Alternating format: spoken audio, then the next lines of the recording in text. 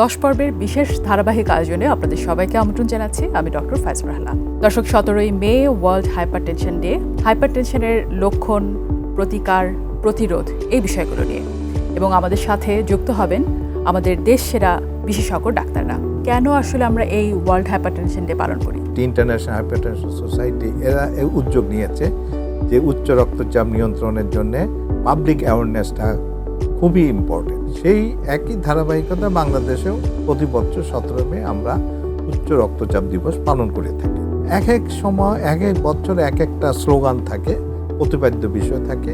এবারে যেমন যে কন্ট্রোল হাইপারটেনশন টুগেদার, তার মানে একসাথে উচ্চ রক্তচাপ নিয়ন্ত্রণ করি।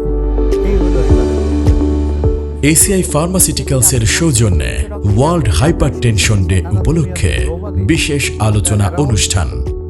দেখতে চোখ রাখুন 16 থেকে 25 মে প্রতিদিন বিকেল 5টা 15 মিনিটে শুধুমাত্র ATN নিউজে।